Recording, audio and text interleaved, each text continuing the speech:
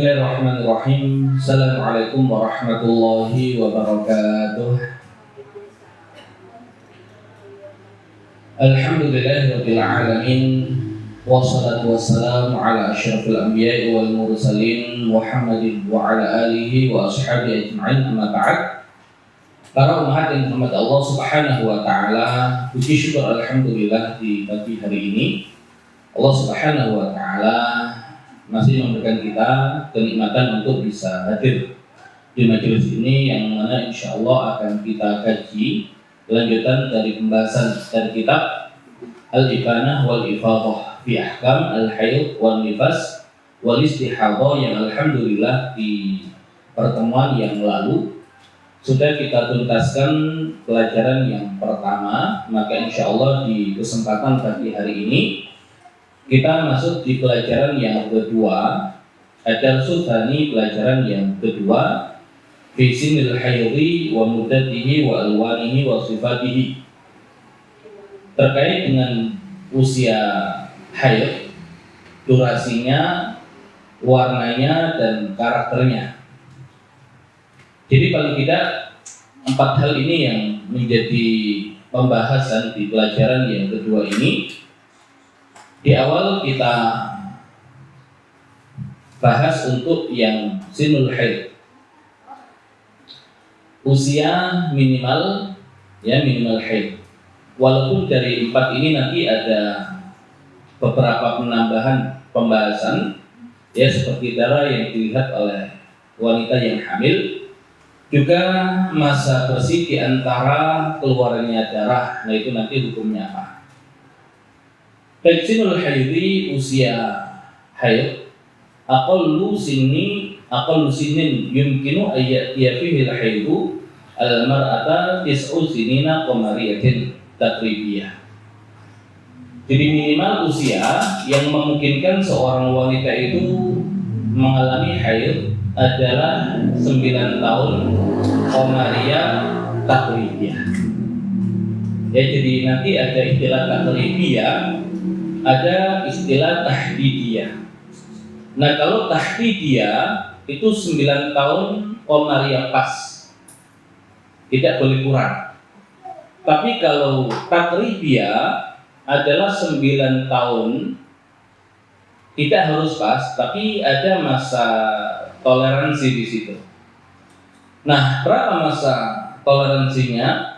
Ay annahu yutafaru naqsu muddatin la tas'u haidan wa tuhran, yaitu dimaafkan kurangnya durasi yang dia tidak cukup untuk menampung minimal haid dan minimal suci. Baik, pertanyaannya, minimal haid berapa hari? 24 jam atau 1 hari. Minimal suci 15 hari. Nah, sehingga 1 ditambah 15 sama dengan 16. Sehingga ketika seorang wanita yang berusia 9 tahun kurang mendapati darah yang keluar dari kemaluannya, ketika kurangnya itu tidak melebihi 16 hari, dalam rentang waktu 16 hari sebelum benar-benar pas 9 tahun, nah itu sudah masuk waktu minimal haid, usia minimal haid. Nah, namun ketika keluarnya darah itu belum tercakup dalam 16 hari, sampai usianya 9 tahun, nah maka yang demikian belum masuk waktu haid atau usia minimal haid. Baik, kita berikan contoh di sini. Ra'at qabla bulughiha tis'a sinina qamariyatin bi 'ashrati ayyam. Seorang wanita sebelum mencapai usia 9 tahun qamariyah, kurang 10 hari, melihat darah yang keluar dari kemaluannya. Pertanyaannya, apakah itu darah haid atau bukan? 9 tahun qamariyah kurang 10 hari, haid atau bukan? Ingat, yang digunakan di sini bukan tahdidiyah, bukan 9 tahun Omaria pas, tidak boleh kurang, tapi masih ada masa toleransi. Masa toleransinya adalah 16 hari. Jadi kalau kurangnya itu tidak lebih dari 16 hari, nah berarti dia masuk pada cakupan usia minimal haid. Berarti yang dilihat oleh wanita tadi haid atau bukan? Haid. Nah, wal jawab, nah, jawabannya iya. Yu'addu haidun idza tawaffarat fi syurut. Jika terpenuhi syarat-syaratnya. Kan nanti ada 24 jam atau sehari semalam. Nah, itu kan bagian dari syarat. Ya, artinya ketika melihat darah, ya ketika melihat darah ada potensi itu adalah darah haid. Baik, wa kaunuhu qabla tamami tis'i la yadur. Walaupun belum sempurna 9 tahun maka tidak ada masalah, li'annal murada bi tis'i sinin at-taqribiyah. Karena maksud dari 9 tahun adalah takribiyah, la at-tahdidiyah, bukan tahdidiyah. Fayutafaru ma la yasau haidhan wa tuhran, dan dimaafkan masa yang dia tidak sanggup mencakup minimal haid dan minimal suci. Baik, 10 hari itu bisa nggak dimasukkan di situ minimal haid dan minimal suci? 16 hari kan nggak masuk di 10 hari itu, nggak sanggup menampung semuanya. Nah, sehingga yang demikian memungkinkan dihukumi sebagai haid. Baik. Tadi seorang perempuan usia 9 tahun kurang 10 hari melihat darah di waktu sebelum zuhur. Nah, ada potensi nggak darah tadi haid? Ada. Nah, nanti ketika sholat zuhur atau waktu zuhur sudah masuk, apakah dia harus sholat? Tidak. Kenapa? Ya, karena ada potensi darah yang keluar itu adalah haid. Walaupun ya untuk dipastikan benar-benar haid harus terpenuhi syaratnya nanti. Ya, minimal 24 jam. Jadi kalau ternyata keluarnya itu lebih dari 24 jam, maka bisa dipastikan itu adalah haid. Ya, tapi kalau ternyata ya tidak mencukupi 24 jam, ya jadi ternyata keluarnya hanya 3 jam. Setelah itu tidak keluar selama beberapa bulan. Pertanyaannya, darah yang keluar itu haid atau bukan? Bukan. Ya, jadi walaupun di usia yang memungkinkan untuk haid, tapi kalau syarat haidnya tidak terpenuhi, maka tetap tidak bisa dihukumi haid. Tapi untuk di awal, ya apakah dia sholat atau tidak ketika mendapati darah itu, karena ada potensi haid maka dia tinggalkan sholat. Ya, seolah dia menghukumi dirinya sebagai seorang yang sedang haid. Baik, pertanyaan kedua. Ketika ada seorang perempuan yang usianya 9 tahun kurang 1 bulan, ya kurang 30 hari. Kemudian dia melihat darah yang keluar dan keluarnya itu selama 15 hari. Pertanyaannya, haid atau bukan?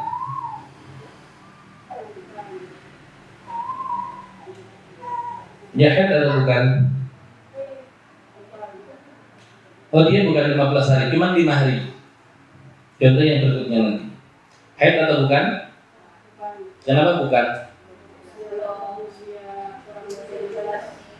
Baik, belum usia minimal haid. Ya, karena 1 bulan itu masih mencukupi untuk dimasukkan di dalamnya minimal haid dan minimal suci, yaitu 16 hari. Baik.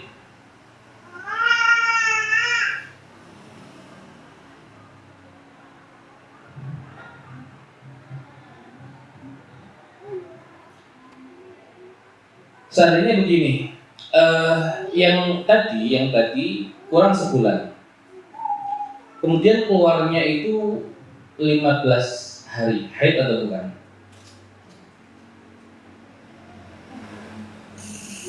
Kalau tadi 5 hari kan enggak. Kalau ini keluarnya 15 hari. Haid atau bukan? Nah, hari pertama haid atau bukan? Bukan. Ya, kenapa? Masih di luar 16 ya.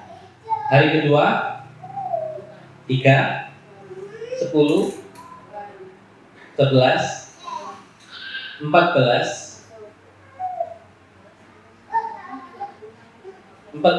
masuk atau tidak? Hari yang ke-14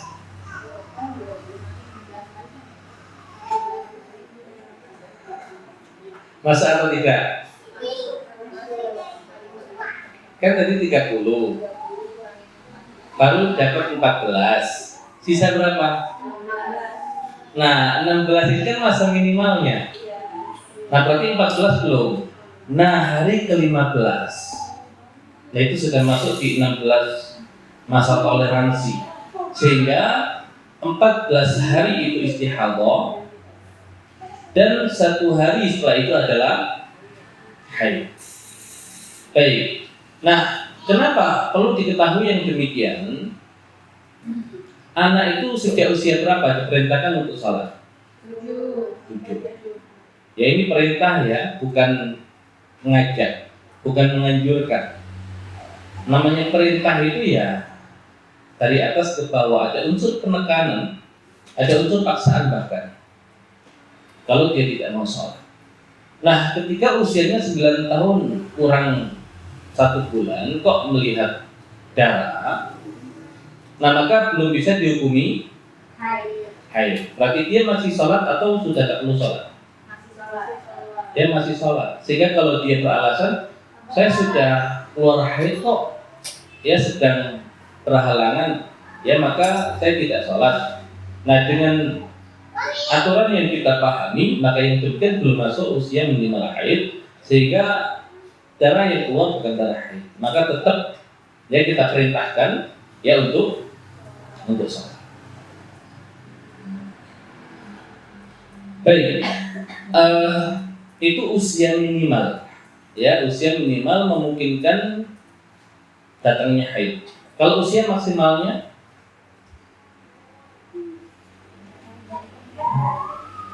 berapa usia maksimal seseorang itu masih bisa haid?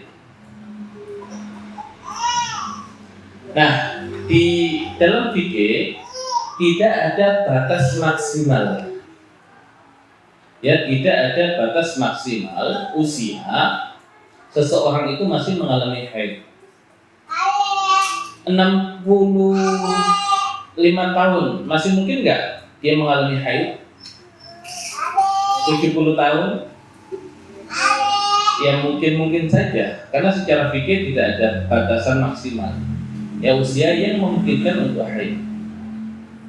Nah, selama perempuan itu masih hidup, ya masih mungkin dia mengalami haid. Ya, dalam artian begini, dia sudah lama tidak haid. Ya, sudah lama tidak haid. 5 tahunan tidak haid, sehingga dia mengira dirinya menopause. Nah, kemudian setelah itu kok keluar darah. Apa sikap yang harus dia ambil ketika keluar darah itu? Tetap sholat atau dia tinggalkan sholat? Lanjut puasa atau dia tinggalkan puasa? Ya, dia tinggalkan sholat dan dia tinggalkan puasa. Karena ada potensi darah yang keluar adalah haid. Karena tidak ada usia maksimal ya perempuan itu untuk tidak keluar haid. Tetap selama masih hidup ya memungkinkan untuk keluar haid. Nah, sehingga nanti tinggal dilihat terpenuhi nggak syaratnya. Ternyata melewati sehari semalam. Nah, berarti benar itu adalah haid. Kecuali kalau ternyata tidak terpenuhi syaratnya dengan tidak cukup waktu minimal haid, artinya tidak melewati 24 jam. Nah, berarti itu istihadah. Berarti sholat yang dia tinggalkan wajib diqadha atau tidak? Wajib. Kemudian puasa yang dia tinggalkan ya wajib diqadha juga. Baik. Nah, artinya untuk usia maksimalnya tidak ada. Walaupun umumnya di kitab-kitab fikih dikatakan wanita menopause itu di usia 62 tahun.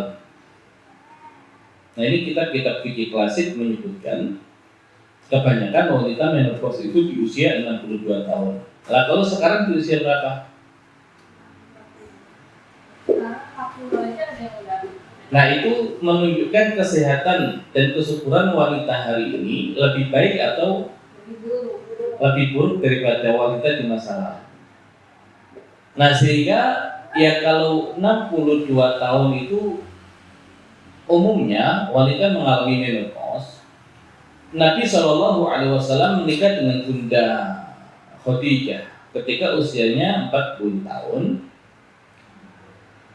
dan Bunda Khadijah berumah tangga dengan Nabi selama berapa tahun? Ya, 25 tahun. Ya, 25 tahun. Yang Nabi SAW dikaruniai 6 orang anak dari beliau.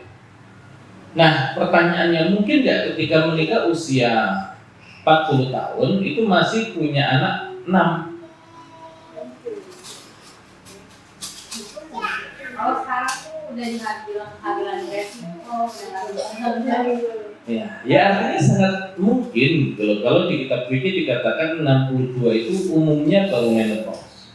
Nah, sehingga yang demikian ini tidak bisa kita jadikan acuan. Kan ada riwayat yang menyebutkan usia Bunda Khadijah ketika menikah dengan Nabi 40 tahun, ini yang masyhur. Yang lain menyebutkan 28 tahun.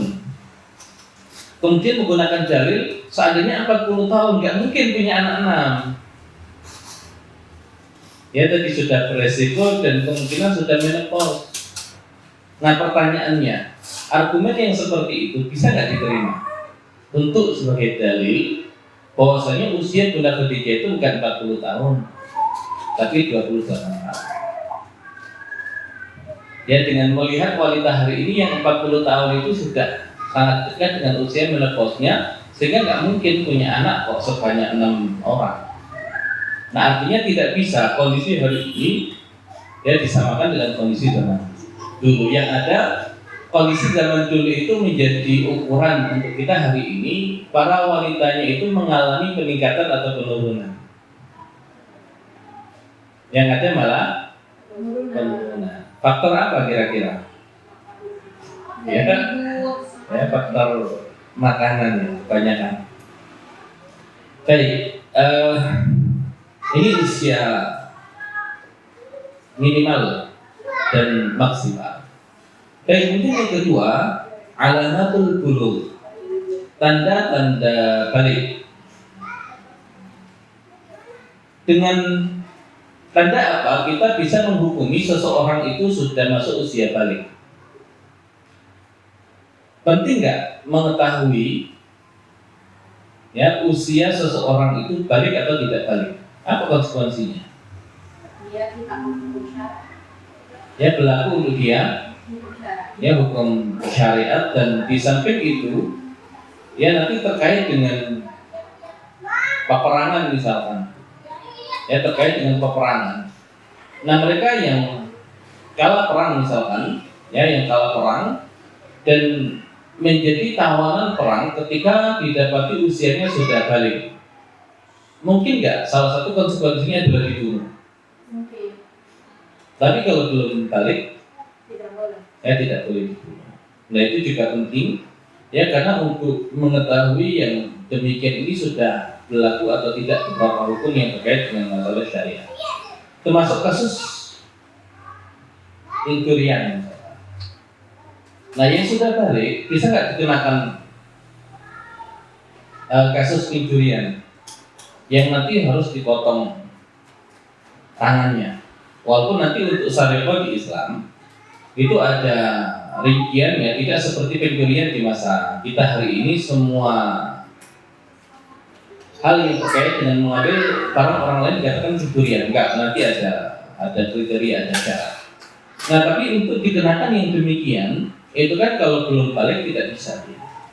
jatuhnya nanti ditaksir karena had itu belum masuk untuk mereka yang belum balik. Ya, sehingga ketika melakukan pelanggaran ya sudah ditaksir, tetap dihukum, bukan bebas dari tuntutan atas kegiatan yang dia lakukan, tidak, tetap dihukum, tapi untuk had itu juga bisa dilakukan.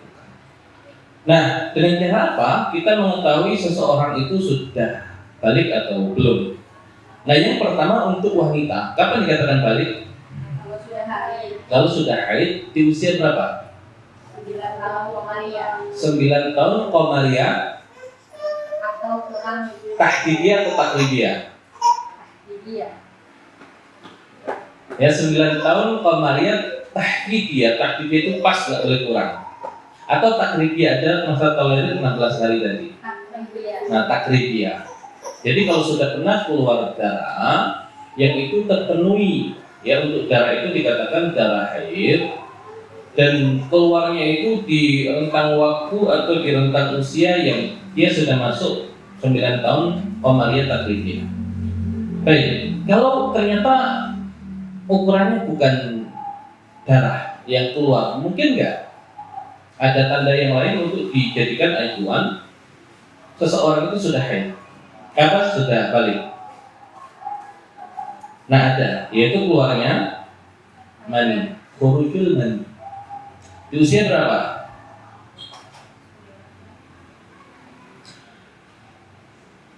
Nah, yang dikatakan di sini ya untuk khuruj al-mani, keluarnya mani itu berlaku untuk laki-laki dan perempuan. Kalau keluarnya darah kan hanya berlaku untuk perempuan. Kalau keluarnya mani dia berlaku untuk laki-laki dan perempuan. Di usia berapa? Nah, kalau Ibnu Hajar Al-Haytami, beliau menjadikan usia minimalnya itu 9 tahun takribiyah, kayak haid. Tapi kalau Ar-Ramli, ya Ar-Ramli berpendapat 9 tahun tahdidiyah, berarti nggak boleh kurang. Nah, dulu kita sebutkan kalau ada khilaf seperti itu yang kita jadikan acuan yang mana? Walaupun sah saja dalam mazhab Syafi'i ikut Ibnu Hajar Al-Haytami atau ikut Ar-Ramli. Tapi di pertemuan yang pertama kemarin kita jelaskan kira-kira yang paling nyaman untuk kita jadikan acuan Ibnu Hajar atau Ar-Ramli. Ya, Ar-Ramli ya. Nah, sehingga sudah untuk keluarnya mani itu minimal usia 9 tahun tahdidiyah, nggak boleh kurang. Ya, tidak boleh kurang. Masih ingat perbedaan yang lain antara Ibnu Hajar Al-Haytami dengan Ar-Ramli terkait dengan cairan kewanitaan? Ya, kalau keluarnya dari dalam tapi masih bisa dijangkau oleh kemaluan atau zakar laki-laki, najis atau tidak?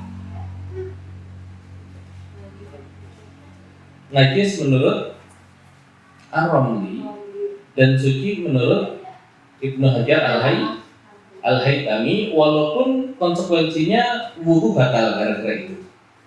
Nah, sehingga kan membingungkan. Tapi kalau Ar-Ramli itu yang penting keluar dari bagian batin, bagian dalam, mau di tempat yang masih dijangkau oleh zakar laki-laki ataupun tidak, ya tetap dia najis. Nah, itu kan lebih enak untuk kita ingat ya, dibandingkan ada pembagian seperti itu. Kok konsekuensinya sama-sama membatalkan wudu, kok kenapa dibedakan? Nah, begitu. Baik, kemudian kalau tidak didapati dua tanda tadi, tidak keluar haid dan tidak keluar mani, sampai usia berapa sehingga dia dihukumi sudah masuk usia balik? 15 tahun. Ya, 15 tahun syamsiah atau qamariyah? Qamariyah. Baik. Nah, berarti kalau misalkan untuk laki-laki keluarnya dulu atau untuk perempuan tidak bisa dijadikan acuan ya. Atau apa kalau laki-laki itu ada perubahan suara, apakah bisa dijadikan acuan? Tidak. Ya tidak juga. Apalagi Jantung. kalau tingginya melebihi orang tuanya, Nggak bisa. belum tentu juga ya. Baik. Nah, ada sahabat yang dahulu ketika terjadi pengepungan Bani Quraidah. Ya, pengepungan Bani Quraidah karena pengkhianatan mereka di perang Ahzab. Nah, ketika sudah terkalahkan ya mereka, untuk semua laki-lakinya hukumnya apa? Diapakan? Ya, semua laki-laki dewasa dihukum bunuh. Nah, untuk menentukan dewasa atau tidak dewasa, balik atau tidak balik, dengan cara apa? Ya, dengan cara dilihat sudah tumbuh bulu kemaluannya atau belum. Makanya ada salah seorang anak Yahudi yang dia selamat dari eksekusi itu dan nanti masuk Islam, dia menjadi sahabat ya karena saat itu belum tumbuh bulu kemaluannya. Baik, kenapa tidak dijadikan yang demikian acuan dalam adab Syafi'i? Kan Nabi menjadikan itu acuan untuk menghukumi seseorang dewasa, dia sudah balik atau belum.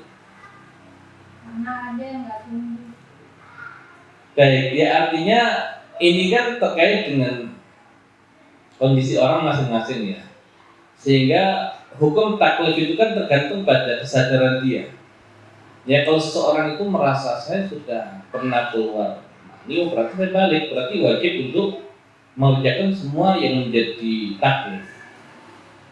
Nah, tapi kalau menghukumi orang lain, ditanya kamu sudah pernah keluar mani atau belum? Kalau bilang sudah dibunuh. Kalau bilang belum, ya aman, masih anak-anak. Nah, kira-kira jujur sudah atau ya daripada dibunuh kan mending bilang belum. Ya artinya ya tidak bisa dijadikan acuan, maka yang digunakan adalah yang zahir saja, dan zahirnya sudah asal tumbuh bulu kemaluan sudah dianggap dewasa. Walaupun wallahu a'lam, kira-kira lebih cepat mana? Tadi perempuan ya yang haid tadi dengan tanda yang lain tadi, atau laki-laki keluarnya mani dengan tumbuhnya bulu kemaluan. Lebih cepat mana kira-kira? Mungkin nggak ada yang sudah balik tapi belum tumbuh bulu kemaluan. Ada. Nah, sehingga nanti ada kaidah begini. Ya salah dengan memberikan maaf kepada yang harusnya dihukum itu lebih baik dibandingkan menghukum yang tidak salah. Kan sehingga kalau sudah tumbuh bulu kemaluan, kemungkinan besar sudah balik itu sangat. Nah sehingga sudah mereka yang sudah tumbuh bulu kemaluan dieksekusi. Kan nggak ada kemungkinan yang dieksekusi itu masih belum balik kan. Tapi kalau kemudian ada yang sudah balik tapi belum tumbuh bulu kemaluan sudah dimaafkan, ya nggak ada masalah. Yang demikian lebih baik. Makanya mending mana? Ya kalau guru itu salah ngasih nilai lebih atau salah ngasih nilai tapi ngurangi hak murid. Lebih. Ya mending lebih daripada ngurangi hak orang lain. Baik, alhamdulillah di dalam madzhab Syafi'i hanya 3 ini yang dijadikan sebagai acuan untuk menentukan seseorang itu sudah balik atau belum. Ya, untuk yang pertama adalah keluarnya darah khusus untuk perempuan minimalnya 9 tahun takribiyah. Atau keluarnya mani untuk laki-laki dan perempuan minimalnya 9 tahun. Ya kita ambil yang tahdidiyah pas, nggak boleh kurang. Atau digenapkan 15 tahun komariah. Baik, kita masuk ke pembahasan yang ketiga, muddatul haid, durasi haid. Nah, durasi minimal haid ya adalah sehari 24 jam. semalam. Ya kalau dibuat perkiraan ya sudah 24 jam. Nah, bagaimana cara mengetahui yang demikian? Dikatakan di sini an yadhharu ala dhahiril farj, yaitu keluarnya darah di bagian luar dari farj kemaluan, bihaitu law udkhilatil qutnah fi farjiha, sekiranya ketika kapas dimasukkan ke dalam kemaluannya, kharajat mulawwathah, keluarnya itu ya kotor gara-gara terkena darah. Nah, wahadal aqallu lahu suram. Dan durasi minimal ini ada dua gambaran. Keluarnya darah terus menerus tanpa henti. Berarti yang dipakai adalah sehari semalam. Tapi kalau keluarnya darah itu terputus-putus, ya keluar 4 jam, habis itu nggak keluar. Biasanya keluar lagi 4 jam lagi, ya habis itu nggak keluar. Biasanya keluar lagi. Dan yang demikian itu berlangsung selama 8 hari. Per harinya keluar 4 jam. Haid atau bukan?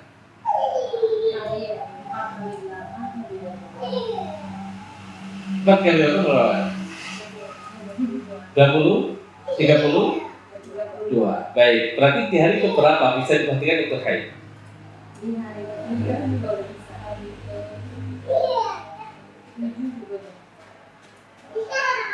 Baik, hari pertama belum kan? Nah, berarti ketika berhenti darahnya di hari yang pertama, dia harus mandi atau tidak?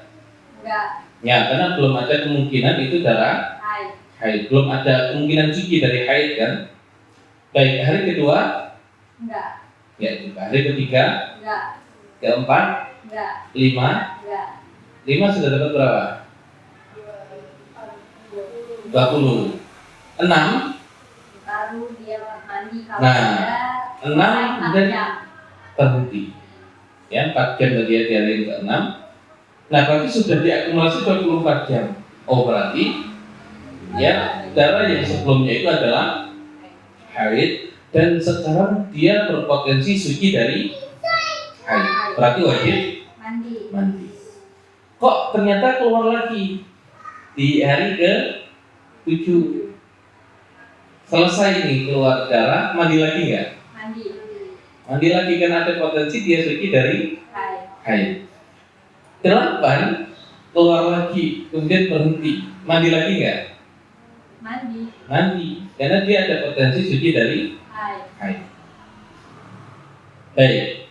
Nah, itu kalau dia terputus-putus. Nah, itu kalau keluarnya pas malam enak ya, jam 8 sampai jam 4 jam sampai jam 12 misalkan. Di masa-masa itu dia masih sholat nggak? Di masa yang tidak keluar darah? Masih, kalau belum 6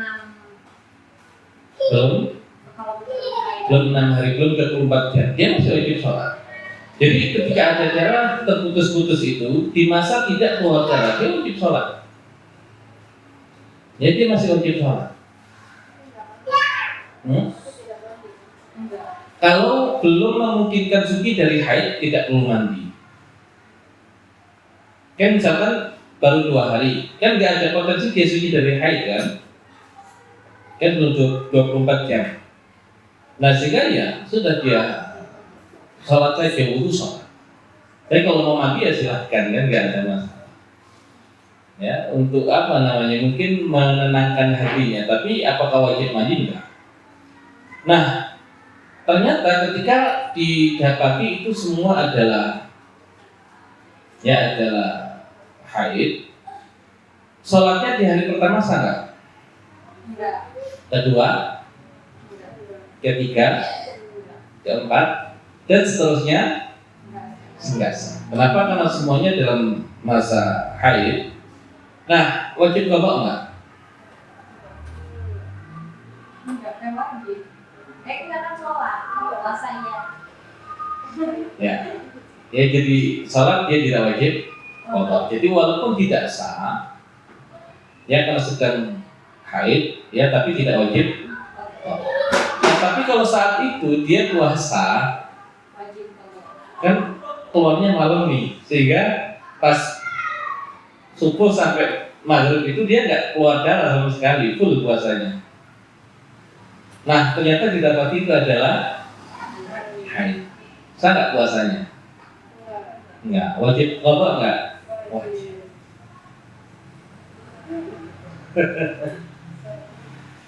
Nah gitu. Itu kalau begitu nggak puasa saja, nggak sholat saja. Ya enggak, itu ya secara hukum kan apa alasan tidak sholat? Apa alasan tidak puasa? Nggak keluar darah kok gitu. Nah sehingga tetap hukum asalnya dia sholat, dia puasa. Kecuali kalau keluarnya darah itu di waktu pelaksananya puasa. Kan misalkan keluarnya itu jam 8 pagi sampai jam 12 siang. Dibatalkan nggak puasanya? Dibatalkan. Nah, dibatalkan. Baik, kalau seandainya ada yang merasa masa keluar darah nanti mandi lagi, keluar darah berhenti mandi lagi, keluar darah berhenti mandi lagi, kan memberatkan. Nah terus gimana? Ya memang begitu. Ya memang begitu aturannya.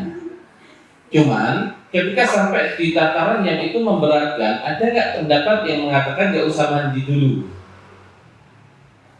Yang kebiasaan itu ya. Nah ada, tapi dia bukan pendapat yang muhkamad ya. Jadi misalkan perempuan itu punya kebiasaan setiap bulannya itu cara haidnya seperti itu, dan 8 hari itu baru selesai dengan cara haid yang seperti itu. Nah sehingga sudah selama rentang waktu itu dia tidak mandi walaupun darahnya berhenti, dia tidak sholat, dia tidak Berpuasa. ya kan menghubungi saya haid kok. Nah kalau yang demikian ya bisa saja dipakai walaupun itu bukan pendapat yang muhkamad bagi mereka yang memang sulit ya. Kalau tadi kan sehari pas 4 jam selesaikan masih gampang kan, sehari mandi sekali. Bayangkan kalau itu tiap jam ya, atau tiap waktu sholat ya, misalkan adzan zuhur keluar jam 2 berhenti, sholat zuhur nggak dia? Kalau pendapat muhkamad sholat zuhur nggak dia? Sholat kan sudah berhenti darahnya. Nah ketika ada potensi itu darah haid karena lewat 24 jam, mandi nggak dia? Mandi kan? Kan mungkin sholat ya, dalam keadaan belum mandi dia mandi. Kemudian nanti keluar lagi begitu habis maghrib misalkan, selesai masih ada waktu dia mandi lagi kan capek ya. Ya kalau di kita sih biasa, tapi bagi orang Arab itu berat. Kan kenapa ada di Islam itu disunahkan mandi sepekan sekali, sampai disunahkan loh mandi sepekan sekali, karena ada yang melewati 1 pekan nggak mandi-mandi.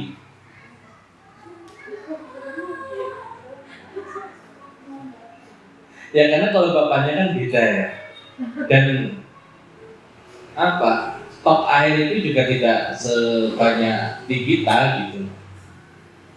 Nah sehingga ya terkadang mereka yang tinggal di lingkungan yang tidak menjadikan seseorang itu berkeringat, kan nggak butuh sering-sering mandi, ya nggak butuh sering-sering mandi.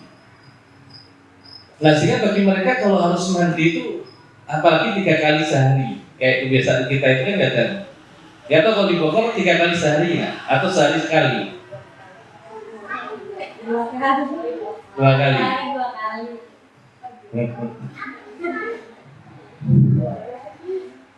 Baik ya, ala kulli hal gitu. Baik, kemudian durasi maksimalnya berapa? 5 15 hari ya, dan juga malamnya 15 hari 15 malam. Kemudian umumnya berapa hari? 6 atau 7 hari. Baik. Nah, ini nanti masa minimal dan maksimal itu beda-beda antar mazhab. Makanya kenapa kita tidak menggunakan fikih darah wanita menurut 4 mazhab, itu malah membingungkan. Yang minimal kalau selesai ini dan mau mengetahui tentang pendapat-pendapat yang lain yang ada di mazhab-mazhab yang lain, itu bisa. Tapi kalau kita belum punya satupun pegangan, langsung belajar yang 4 mazhab, nah itu malah membingungkan. Ya, malah membingungkan. Ya, misalkan kalau nggak salah Hanafi itu minimal haid itu 3 hari, maksimalnya cuma 10 hari. Ya, tapi nanti ada konsekuensi yang lain, ya dirinciannya. Nah itu kan kadang membingungkan bagi mereka yang baru pemula untuk sampai ke khilafiyah tersebut.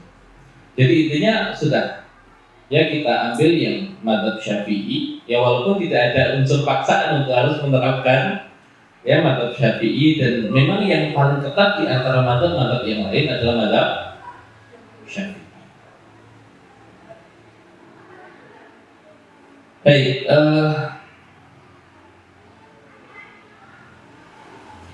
nah dijelaskan di sini, fa'idzah arafta ma taqaddam, jika kamu mengetahui apa yang telah lalu, fa'idzah ra'at al-mar'atu daman aqalla min hadhil muddah, jika perempuan itu melihat darah dengan durasi yang kurang dari yang tadi disebutkan, maka yang demikian dianggap ya darah rusak atau istihadha. Dan jika seorang perempuan melihat darah lebih dari durasi maksimal haid, ya maka yang demikian juga dianggap istihadha yang bercampur dengan yang masa sucinya bercampur dengan haid. Nah, itu nanti ya ada bahasan di belakang karena nyambung ya, nyambung. Nah, fadratu fi ihdas wal mutahadha asal ala sayyidil hadits anha fi darsi sabi' al hadits al mutahadha bil haid. Baik.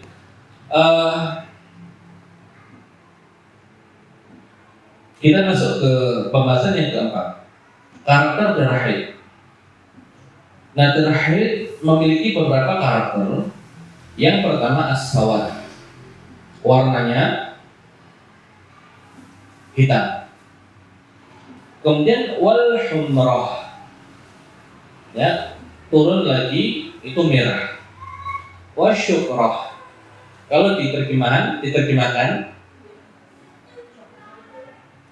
ya pirang. Sebetulnya syukrah itu antara humrah dan sufrah. Kalau sufrah kuning. Nah, antara merah dan kuning itu apa?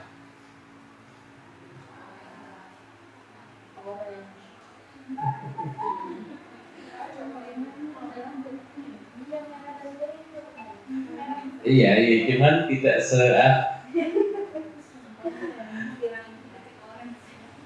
mungkin orange kecoklatan gitu ya, atau apa? Lama saya nggak tahu.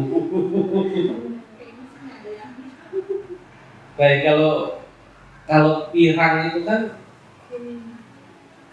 pirang itu agak kuning-kuning gitu ya.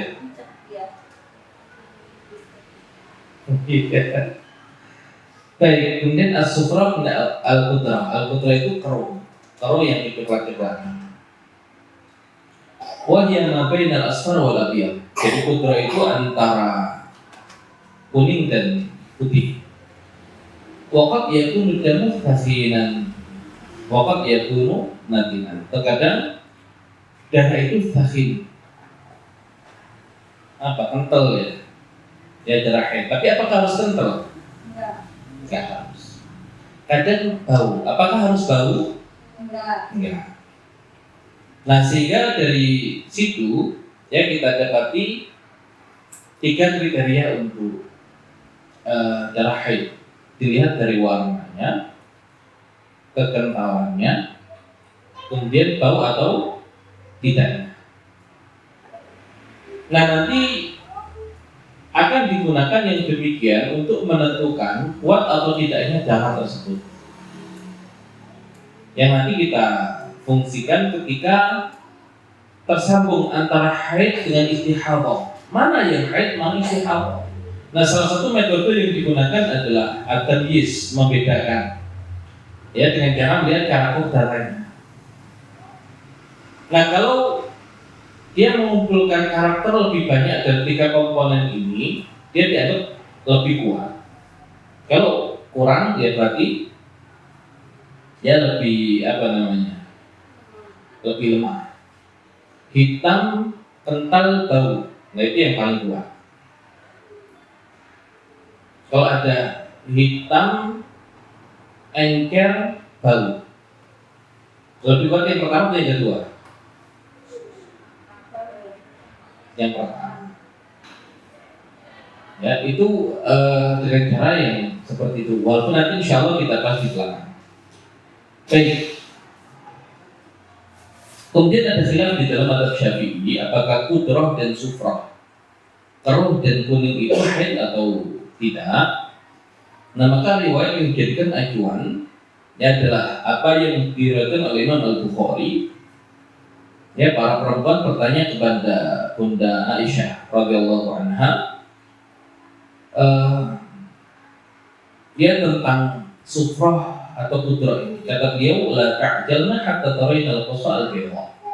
Jangan terburu-buru untuk mandi sampai kalian itu melihat pembalut itu dia berwarna putih. Artinya ketika dimasukkan itu tidak ada kuning atau keruh. Nah, walaupun ini nanti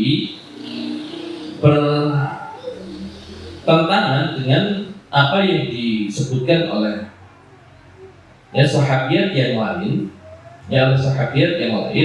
tapi di dalam mazhab Syafi'i yang dijadikan sebagai acuan adalah apa yang disampaikan oleh Bunda Aisyah, karena beliau yang lebih dekat hubungannya dengan Nabi Shallallahu Alaihi Wasallam dan secara kecerdasan itu beliau masuk ke tingkatan ahli fikihnya para sahabat. Baik. Kemudian mungkin ya perempuan yang hamil itu haid. Mungkin. Kalau kata Usmit enggak, tapi kalau di ada kemungkinan. Jadi kalau dalam mazhab Syafi'i terjadi perbedaan pendapat. Tapi yang muhtamad perempuan yang hamil masih mungkin haid. Jadi kalau ada perempuan nih hamil, kok keluar darah, sholat nggak? Pilihan dulu 24 jam atau enggak? Enggak, ketika keluar darah. Oh iya. Enggak. Sholat atau tidak? Enggak. Nah, kalau kita ikut pendapat yang mengatakan nggak mungkin wanita yang hamil itu haid, ya udah tetap aja sholat. Tapi kalau kita mengatakan mungkin perempuan yang hamil itu haid, ketika keluar darah dia langsung meninggalkan sholat, karena ada potensi itu darah haid. Itu keguguran nanti nggak, intinya ya pokoknya ketika dia mengetahui dirinya hamil kok keluar darah, ya sudah itu haid menurut pendapat yang mu'tabar dalam mazhab Syafi'i. Di mazhab yang lain enggak, tapi di mazhab Syafi'i pun ini masih khilaf juga. Tapi yang rajih adalah menurut Imam Syafi'i dia haid. Ya dia. Ya, menurut pengamatan beliau masih memungkinkan perempuan yang hamil itu untuk haid. Walaupun penjelasan medisnya apa? Mungkin nggak? Kalau penjelasan medis enggak. Kenapa? Karena kalau haid itu membawa sel telur yang sudah dibuahi, dan kalau sel telur itu sudah ada pembuahan, ovarium itu tidak akan menghasilkan sel telur baru sehingga tidak akan terjadi keluluhan atau haid. Tapi kalau di hewan lain, saya belajar maksudnya kalau di kambing misalnya, kambing itu kan bisa menghasilkan lebih dari 1 sel telur. Jadi kalau misalnya di kambing itu dia sudah dibuahi, ovariumnya itu masih memungkinkan untuk memproduksi. Jangan-jangan manusia juga ada yang begitu. Gitu. Bukan dua atau tiga. Sapi juga ada dua ininya tapi ovariumnya ada dua, tapi kemampuan untuk menghasilkan itu mungkin nggak seorang wanita yang sudah hamil itu menghasilkan sel telur yang baru. Nggak harus terjadi pada seluruh wanita. Mungkin atau tidak gitu loh. Oh iya, tapi bisa. Iya bisa. Karena ada kasus bayi kembar yang itu dibuahi dari 2 sel telur, dan yang satunya itu sel telurnya memang di akhir dibuahinya, sehingga nanti ada kasus yang kelahirannya itu dijeda sampai 30 hari, dijeda sampai 40 hari, itu kan ternyata pembuahannya itu berbeda waktu gitu. Ya. Kalau yang di India ya terakhir ini yang laki-laki itu merasa sakit luar biasa, sehingga akhirnya dibawa ke rumah sakit, dioperasi, ternyata di dalamnya ada janinnya.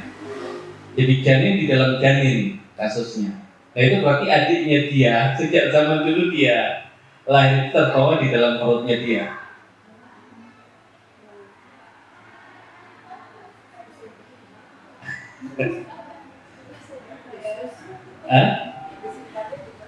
Ya wallahu a'lam gitu loh. Tapi kan dia nggak punya rahim kan?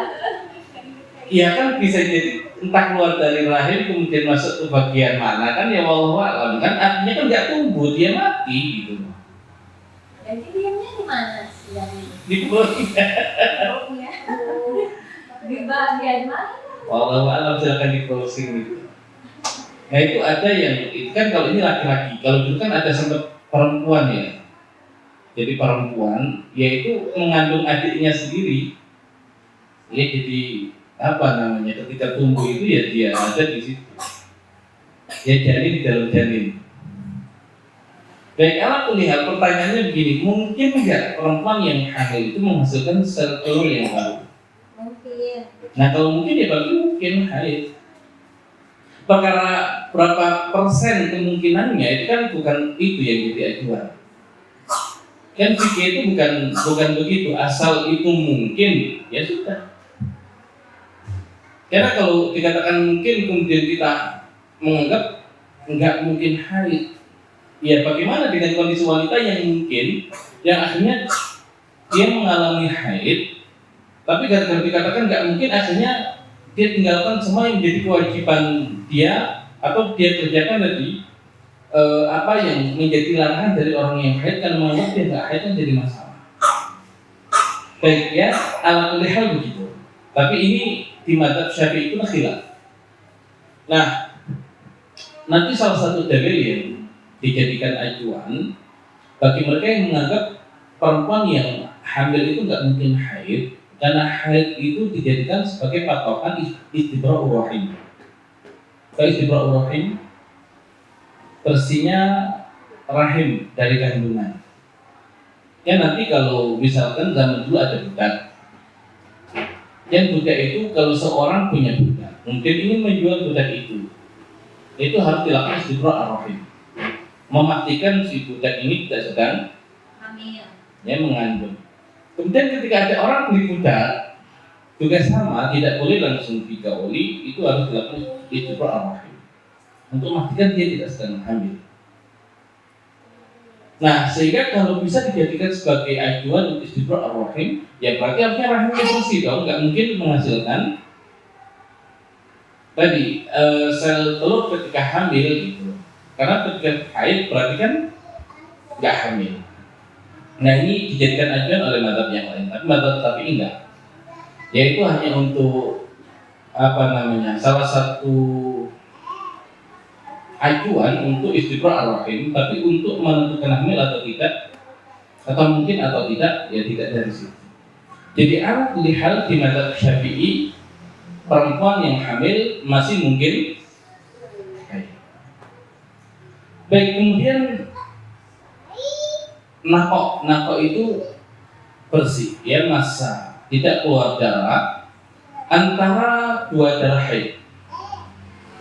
Baik, dikatakan di sini idza ra'atul haidu yauman daman wa yauman naqan, jika seorang yang haid itu melihat sehari darah keluar, sehari lagi bersih, nggak ada darah yang keluar, atau satu waktu darah keluar, satu waktu yang lain bersih. Wahakala, ya, dan seterusnya. Fala khilaf fil madhab, tidak ada khilaf di dalam madhab anna ayyamad dam haid, bahwasanya waktu keluarnya darah itu adalah haid. Wala khilaf annaha idza ra'atin naqa yajibu 'alaiha an taghtasila wa tusalli wa tasum. Juga tidak ada khilaf ketika perempuan itu mendapati dirinya bersih, ya, dari darah, ya, dia wajib mandi, wajib sholat, wajib puasa. Boleh nggak suaminya berhubungan di waktu itu? Boleh. Kenapa? Li'anna dhahir, ya, karena secara dhahir baqa'u tuhri, tetapnya masa suci, wa 'adamu mu'awadatid dam, ya, dan tidak adanya, ya, darah yang keluar. Waqtalafu fil naqa' alladhi yakunu baina damai al-haid, tapi mereka berbeda pendapat di masa bersih yang terjadi antara dua darah haid. Wal azhar, dan pendapat yang, ya, jadi ada zahir ada azhar, ini agak keras ya khilafnya, tapi al azhar yang lebih kuat annahu haidun, itu haid bisyurut atali, dengan syarat-syarat berikut. Baik, syarat yang pertama, alla yujawiza majmu'ud dima ma'an naqa' 15 yawman. Alla yujawiza majmu'ud dima ma'an naqa' 15 yawman. Jadi enggak boleh keseluruhan dari masa keluarnya darah ditambah masa bersih melewati 15 hari. Fa'in jawazal 15, tapi ketika melewati 15 hari wa kana muttasilan bidamin qablahu, dan bersambung dengan darah yang keluar sebelumnya, fahadhihi imra'atun mustahadatun fil haid, maka perempuan ini mengalami istihadah yang bersambung dengan haid. Nanti bagaimana menyelesaikannya, ya, dilihat, ya, di 7 kemungkinan yang akan kita pelajari di belakang.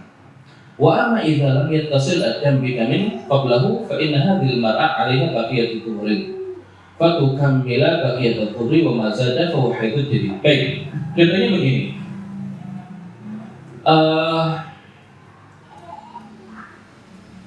Ya, perempuan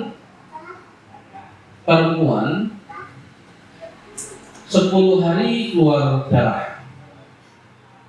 Ya, 10 hari keluar darah. Kemudian 3 hari bersih. Ya, 3 hari bersih. Nah, kemudian keluar darah lagi setelah itu. Ya, keluar darah lagi setelah itu. Baik, yang haid yang mana, yang suci yang mana?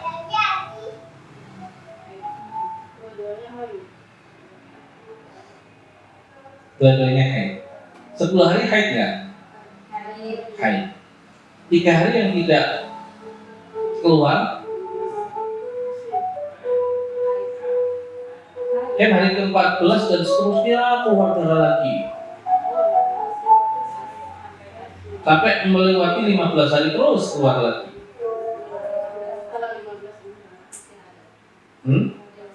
Nah, istihadah yang bersambung dengan haid,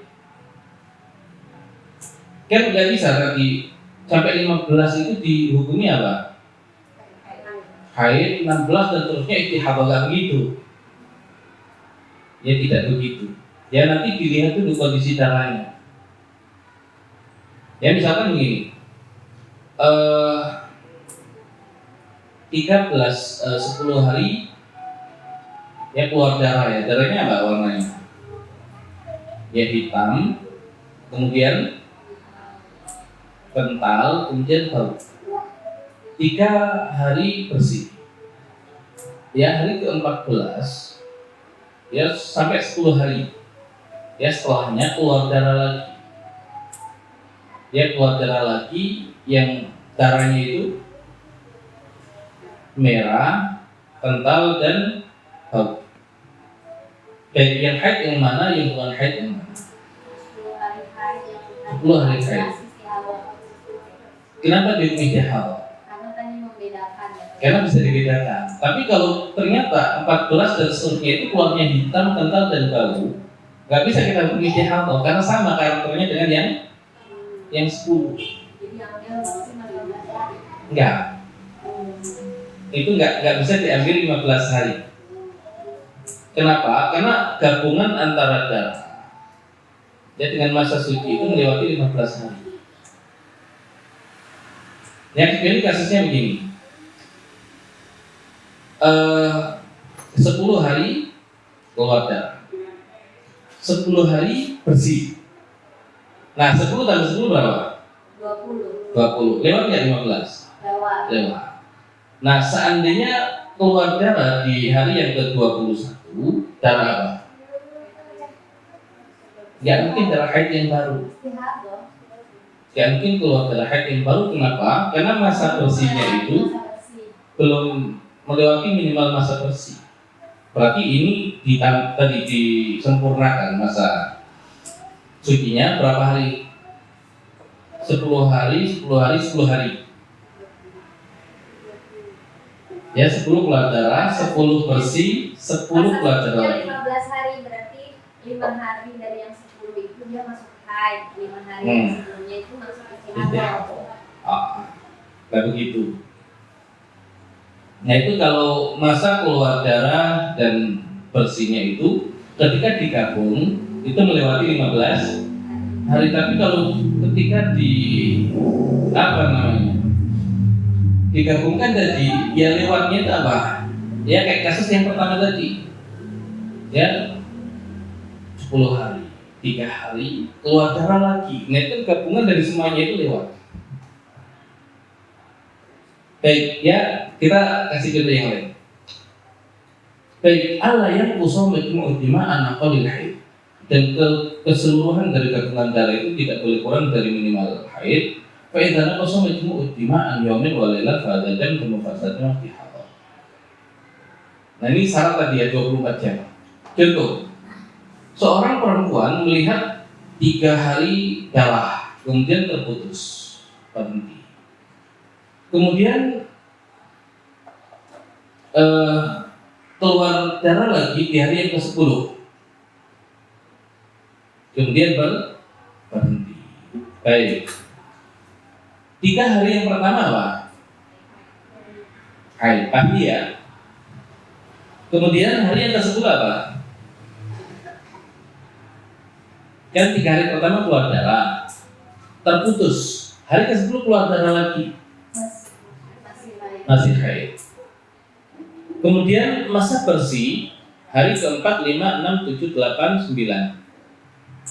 Apa hukumnya? Nah dia juga haid.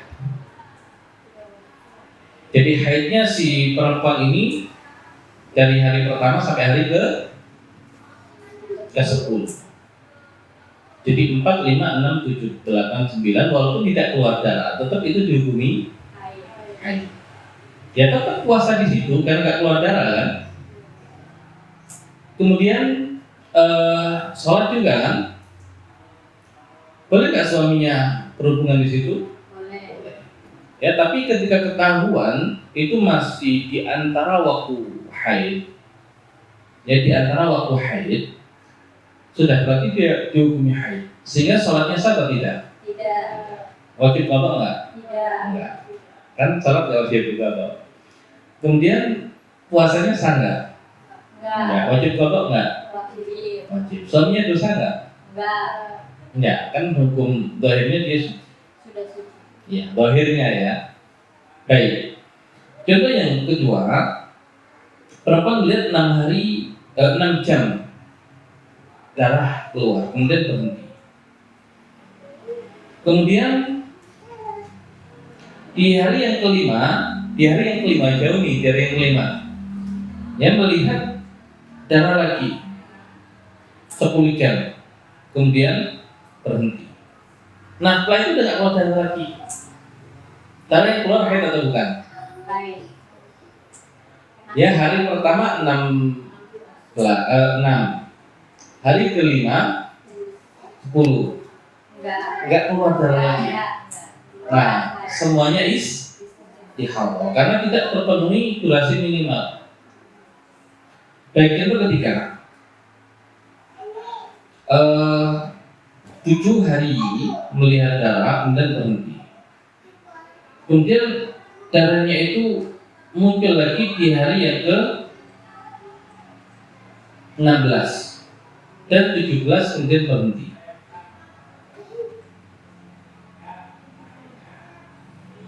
Ya 7 hari keluar darah, berhenti. Hari ke 16 dan 17 keluar darah. Baik, 7 hari pertama haid atau bukan? Haid. Baik, kemudian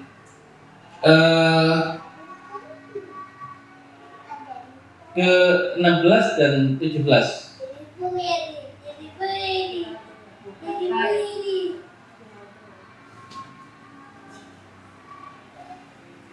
haid atau bukan? Terus darah apa? Kenapa istihadah? Melewati masa maksimal haid. Melewati masa maksimal haid. Baik. Nah, tadi sucinya baru berapa hari? Baru 8 ya. Kan 7 hari.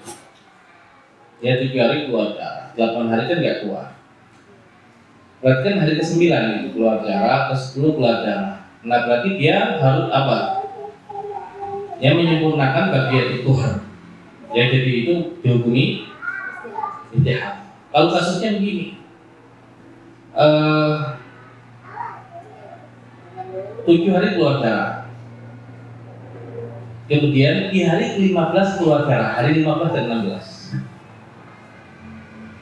Berarti kan 16 dan 17 nih. Kalau ini 15 dan 16, apa hukum darah yang keluar di 15 dan 16?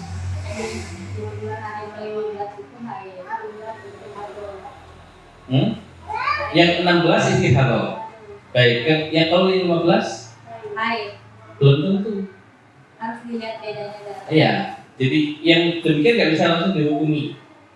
Nah itu kembali ke 7 kemungkinan yang ada.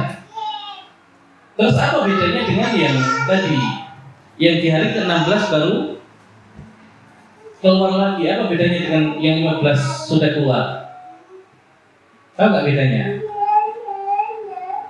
Kenapa? Ya ketika keluar laginya itu di 16 dan 17 langsung dihukumi itu istihadah. Melewati masa maksimal. Melewati masa maksimal. Tapi kenapa kalau 15 dan 16 keluarnya kok 15-nya nggak bisa langsung dihukumi? Karena belum tentu itu haid. Karena belum melewati. Karena masih tercakup tadi ya di masa 15 hari. Tapi bisa jadi istihadah karena bisa terjadi perbedaan darah. Betul. Bisa istihadah, ya, tapi bisa juga haid. Bisa juga haid. Baik, kemudian contoh yang keempat. 10 hari melihat darah kemudian berhenti. Kemudian keluar darah lagi setelah 8 hari. Kemudian berhenti. Kemudian ya 10 hari melihat darah berhenti. Kemudian hari ke-18 ya telah 8 hari keluar 12 hari darah. Baik. 8 hari yang 10 hari yang pertama haid atau bukan? Haid. 8 hari yang tidak keluar haid atau bukan?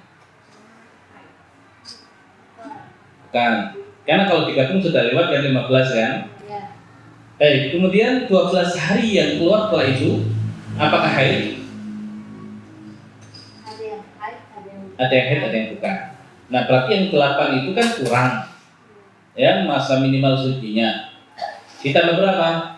tambah 7. 7. Berarti dari yang 12 itu 7-nya istihadhah, kemudian 5-nya haid yang baru.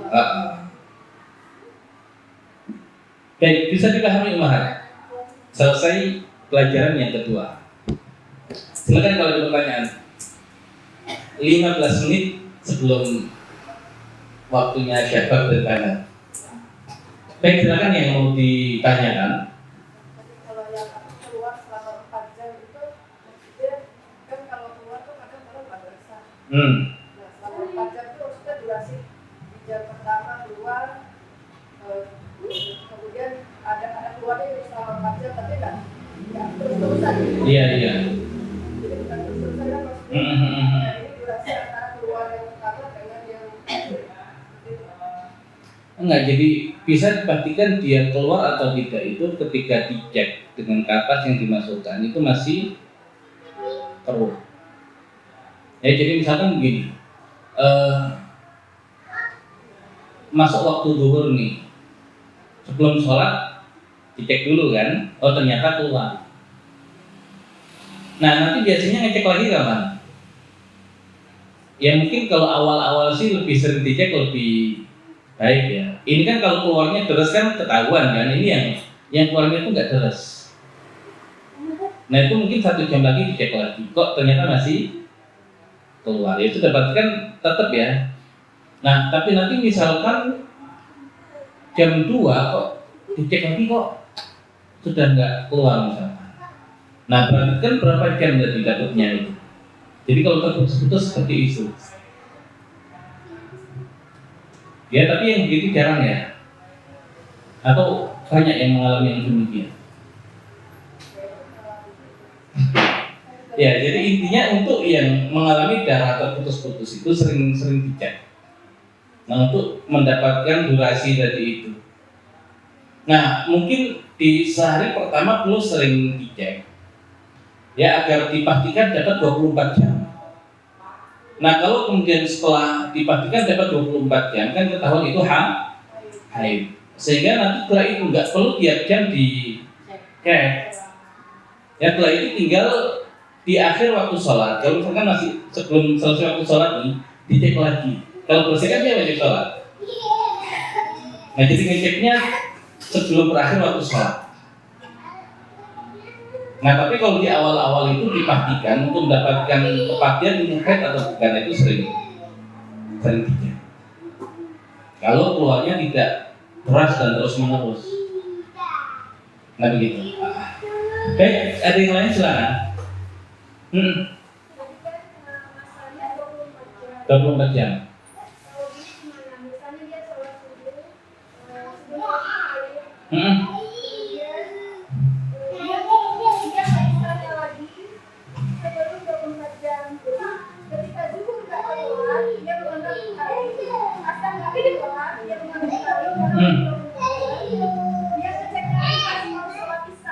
dan ternyata nggak keluar juga. Pas mau subuh keluar lagi. Nah itu masa zuhur asar maghrib bisa dia Baik, tadi sebelum subuh haidnya jam berapa? Di kira-kira saja.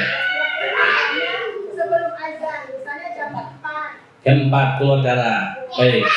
Sebelum waktu subuh habis dicek keluar darah nggak? Masih. Oke, berarti masih. Nah, kemudian nanti sebelum zuhur dicek keluar darah nggak? Sebelum zuhur nggak? Baik. Berarti nanti ketika masuk zuhur dicek keluar darah nggak? Sholat nggak? Sholat. Iya. Ya nanti belum dapat 24 jam. Dan seandainya pun dapat 24 jam, asal lihat kondisi darah tidak sedang keluar, maka hukum zahirnya dia suci. Nah kewajiban orang yang suci tadi, ya dia sholat, dia puasa, dan bahkan suaminya memungkinkan untuk berhubungan di situ. Nah tapi kok nanti ternyata dicek lagi asalnya keluar lagi, ya sudah berarti asal sholatnya. Tapi sebelum maghrib dicek kok bersih. Sholat asar nggak? Sholat. Karena masih ada waktu kan. Nah, terus seperti itu nanti ketika didapatkan terakumulasi darah yang keluar lewat 24 jam. Ya sudah, berarti semuanya tadi haid. Sholatnya semuanya tidak sah. Wajib qadha nggak? Enggak. Jadi intinya ketika perempuan itu tidak sedang keluar darahnya, itu dia wajib sholat. Mau sudah dapat 24 jam, mau belum dapat nggak ada masalah. Makanya kenapa harus sering dicek tadi di masa-masa sholat untuk memastikan ketika tidak keluar dia sholat. Nah, sehingga kalau yang tadi misalkan subuh nggak sholat kan, nah harusnya nanti karena di awal begini, kecuali kalau kerasa keluar darah kan nggak perlu dicek kan. Tapi kalau kemudian nggak kerasa keluar darah itu asalnya sering dicek. Jadi misalkan di jam 7 dicek kok tidak keluar. Ya jam 6 dicek masih keluar, jam 7 sudah tidak keluar. Nah berarti kan dapat jamnya itu kan dari jam 4 sampai jam berapa berarti? Secara pasti ya sampai jam 6 tadi ya yang masih keluar ya. Kemungkinan 7 juga ya bisa dianggap bisa tidak ya. Intinya ketika dicek tadi, nah sering dicek itu untuk memastikan tadi. Berarti setiap kalau misalkan kalian haid itu misalnya 10 hari, 5 hari nggak cukup. Ya. 5 hari sisanya yang ada pada bulan. Berarti 5 hari sisa ini kita harus Betul. Iya. Baik. Nah, kalau yang tadi 5 hari keluar terus kan, full ya. Sudah. Berarti ini pasti darah haid. Nah, setelahnya kemudian dicek kok tidak keluar. Apa yang harus dia lakukan? Yang harus dia lakukan? Mandi. Kemudian sholat. Kok nanti ternyata keluar lagi? Berarti mandi lagi nggak? Mandi lagi. Sholat nggak? Sholat. Nah terus seperti itu sampai benar-benar selesai darahnya. Nah itu beratnya madzhab Syafi'i begitu. Nah kecuali kalau berat dan sudah punya siklus, diketahui ini pasti 5 hari setelah itu pasti terputus-putus deh. Tapi kita yakin benar-benar berhenti baru setelah hari yang ke-10 misalkan. Nah, boleh nggak ikut mazhab yang pendapat yang lain dalam mazhab Syafi'i? Nggak harus setiap berhenti itu mandi dan sholat. Boleh nggak? Boleh. Kalau memang sudah sangat berat kondisinya.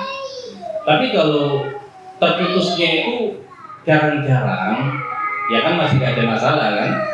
Tapi kalau sehari itu sampai setiap kali waktu sholat dia harus mandi, itu kan lumayan kan? Berapa? 5 hari kali 5 kali waktu sholat. 25 kali mandi dia dalam 5 hari. Udah gitu musim dingin lagi gitu.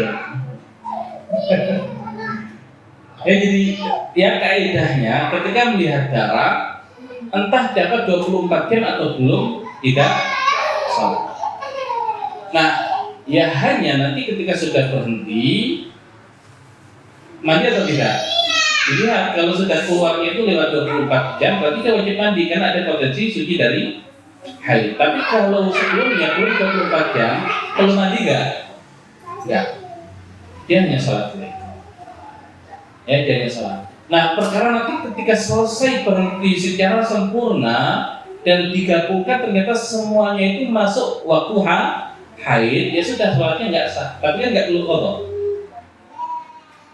Ya itu gitu. Jadi ketahuan haid atau tidak itu di penghujung selesainya darah. Adapun di masa-masa keluarnya darah dan terputusnya darah kita belum tahu. Sehingga karena belum tahu mengambil hukum zahir. Ketika keluar ya tidak sholat karena zahirnya haid. Ketika tidak keluar hukumnya suci karena zahirnya suci. Walaupun nanti di penghujung ketahuan semuanya haid ya nggak ada masalah.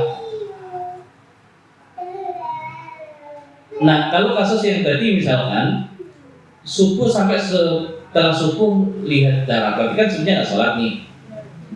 Zuhurnya ketika dicek nggak ada, harusnya sholat. Asalnya ketika dicek nggak ada, harusnya sholat. Kemudian maghribnya nggak ada, berarti harusnya sholat. Isanya ketika masih ada waktu untuk sholat, dia sholat. Kok setelah itu keluar darah? Kan baru dihitung lagi berarti. Yang tadi berapa jam untuk sampai berhentinya, yang ini kan dimulai lagi penghitungannya. Nah, ternyata ketika diakumulasi semuanya haid. Tapi yang tadi ketika nggak keluar darah zuhur, asar, maghrib, isya nggak sholat, apa hukumnya? Tapi di penghujung ketahuan ternyata itu semua haid. Dosa atau nggak dosa? Hah? Kan dia bayarnya suci tadi, kenapa nggak sholat? Nah, ya sebetulnya begini, kalau dia punya kebiasaan begitu, ya mungkin dengan kebiasaan dia bisa jadikan acuan. Tapi kalau dia tidak punya kebiasaan, hanya menduga-duga, barangkali haid, ternyata qadarullah tidak haid. Atas dasar apa dia tinggalkan sholat dia? Nah itu terhukumi lalai dalam sholat. Karena dia tidak punya alasan untuk tidak sholat saat itu, kecuali punya siklus kebiasaan. Tapi kalau tidak punya siklus kebiasaan, ya dia sholat. Walaupun benar ya, benar kan? Untung saya tadi nggak sholat. Coba kalau saya sholat, percuma sholat saya, gitu kan? Nah kan bukan sisi itu yang jadi pandangan dalam syariat. Ya kesungguhan kita sholatnya itu, alasan kita untuk sholatnya itu. Nah intinya begitu Umar. Ya.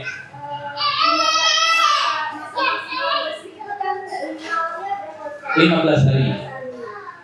Dia kebiasaan masa bersihnya itu tidak pernah sampai 15 hari. Jadi hanya selalu datang lebih cepat. Jadi dia kebiasaan seperti itu. Nah hari yang sampai tidak lebih dari 15 hari masa bersih itu, ketika masuk hari berikutnya, harusnya dia itu masa minimal bersih itu masuk haid atau istihadah. Baik, kita buat contoh hitungan saja. Haid berapa hari? 10 hari. Bersih berapa hari? Bersihnya 12 hari. 12 hari. Nah berarti hari ke-13 keluar. Kayak gitu haid atau bukan? Belum tentu. Nah setelah itu keluar berapa hari? Sama haid tadi. 10, baik. Nah dari 10 ini nggak semuanya haid. Berarti dianggap berapa tadi? 13 sampai 15. 13, 14, 15 istihadah. Ya, jadi menyempurnakan bagian tubuh yang 12. Sisa berapa? 7. Nah 7 ini haid. 7 ini haid. Nah setelahnya 12 hari lagi kan, keluar begitu lagi, tetap jadi dapatnya itu 3 istihadah, 7 haid. Walaupun ciri-cirinya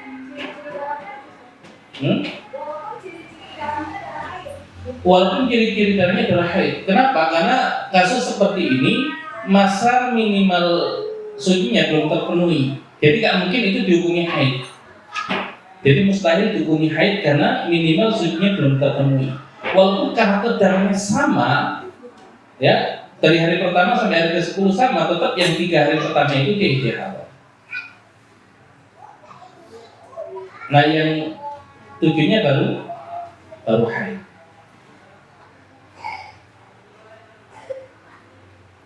Ya karena tadi tidak mungkin ya, jadi masa suci itu kurang dari 15 hari. Kecuali kita pakai mazhab yang lain, mungkin punya hitungan yang lain. Kalau di mazhab Syafi'i enggak. Jadi hitungannya seperti itu.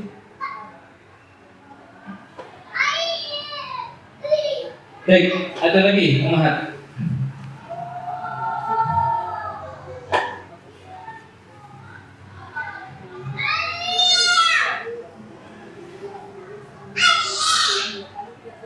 Baik, saya ingin memastikan saja ini.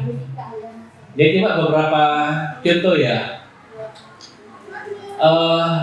5 hari keluar darah, 5 hari keluar darah, 5 hari bersih, kemudian 5 hari keluar darah lagi, 5 hari bersih, 5 hari keluar darah lagi. Kita 25 hari, 5 keluar, 5 bersih, 5 keluar, 5 bersih, 5 keluar. Baik, yang haid yang mana? 5 yang pertama, 5 yang pertama, 5 yang kedua, 5 ketiga. ketiga udah enggak. Kenapa enggak? Melewati masa maksimal. Karena belum melewati masa maksimal suci. Baik, yang tidak keluar, Haid, yang tidak keluar yang pertama, haid, dia haid karena diapit oleh 2 udah haid. haid. Kemudian yang kedua, bukan, karena itu sudah di luar masa haid. Baik, 6 hari, 6 hari, 6 hari, 6 hari darah, 6 hari bersih, 6 hari darah.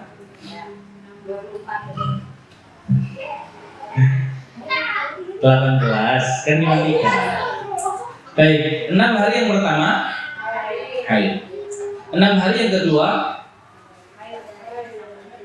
Belum 6 hari yang kedua kosong kan? iya, Suci berarti. 6 hari kedua yang Enam. secara dohir suci. secara zahir suci. Nggak bisa dihukumi suci. Secara zahir suci.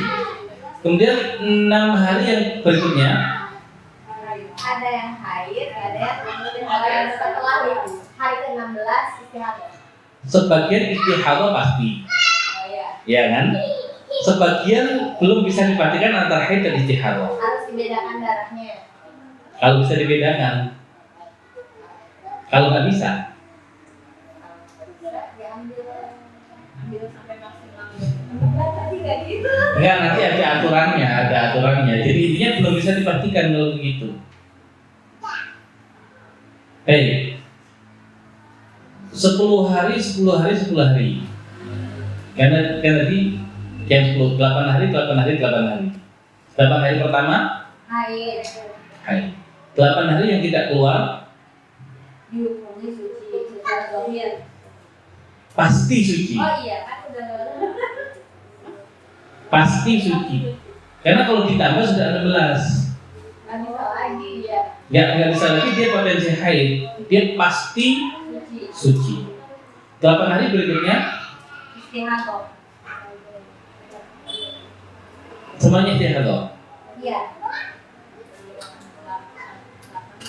Yakin semuanya istihadah. Kan 8 tambah. Oh iya 16 ya. Berarti hari terakhir haid. Hari terakhir haid. Yang dari 8 yang kedua itu 7 hari diambil. 7 hari diambil untuk menyempurnakan minimal suci. Nah, 1 harinya haid. Kalau yang tadi 5 hari, 5 yang sucinya itu kan di secara dohir. 5 bersihnya itu haid. Berarti dia waktu kemudian Ya, pada saat itu sholat, pada saat itu puasa. Tapi apa yang dia lakukan, seolah-olah dia lakukan ketika sedang haid, maka semuanya batal. Wajib tobat. Wajib tobat. Baik, bisa dipahami nggak? Bisa. Insya Allah. Mudah-mudahan. Ya, jadi tadi masa suci yang benar-benar bisa dipastikan suci dan masa suci yang zahirnya suci tadi ini yang penting di sini, karena kadang antara ya seorang wanita yang alaiha baqiyatut tuhar, wajib atasnya menyempurnakan masa suci dengan yang bersambung istihadahnya dengan haid tadi, itu kadang nggak bisa dia belum bisa membedakan gitu. Ya, makanya yang 5 tadi kan selesai. Yang 6 tadi agak sedikit masalah ya. Ya, dalam artian belum bisa dipastikan. Kalau 7.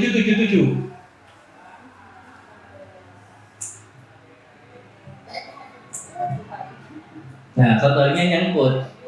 Nasinya kan ada 1 hari yang nyangkut di situ, maka 7 yang bersih itu pun belum bisa dipastikan. Belum bisa dipastikan. Nah, kecuali kalau kemudian 7 berikutnya kok secara karakter jarak berbeda dengan 7 hari yang pertama, nah sudah, berarti itu istihadah, maka 7 yang kesininya suci.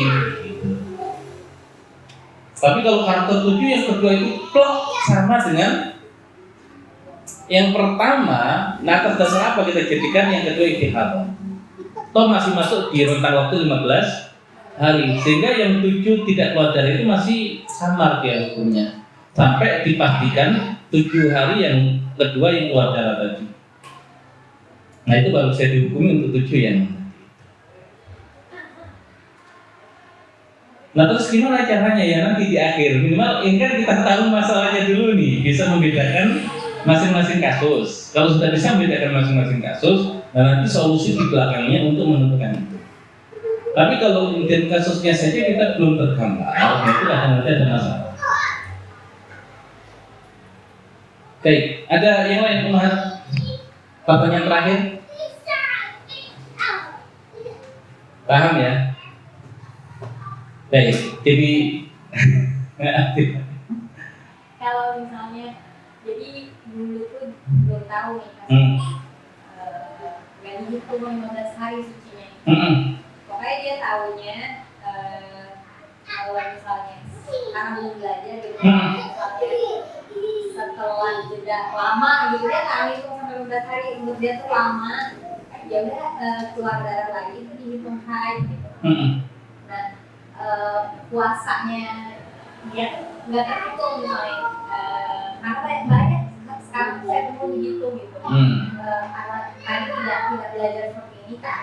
Karena ada haid lagi ya udah kan darahnya gitu, dia nggak menghitung berapa, padahal itu dia sudah puasa kan. Problemnya nggak terhitung gitu berapa hari. Baik, ketika kita mendapati yang demikian, ya bahkan kemudian kita bingung ya, ini dulu jangan-jangan saya ada yang kelewat misalkan. Nah, ketika ada potensi di mazhab yang lain terakomodir kasus kita yang dulu, sudah yang dulu biarkan, yang dulu ya, yang lalu sudah biarkan lalu kalau ada mazhab yang mengakomodir. Nah, kecuali kalau tidak ada mazhab yang mengakomodir dan kita yakin itu sebenarnya diqadha. Ya sudah diingat-ingat saja, yakinnya berapa? Ya yakinnya berapa? Banyak, iya, tapi banyak kan yakinnya berapa? Ya yakinnya misalkan kayaknya 7 deh, sisanya wallahu a'lam. Ya sudah, berarti yang wajib diqadhanya 7 aja pun yang ragu-ragu ya enggak gitu loh.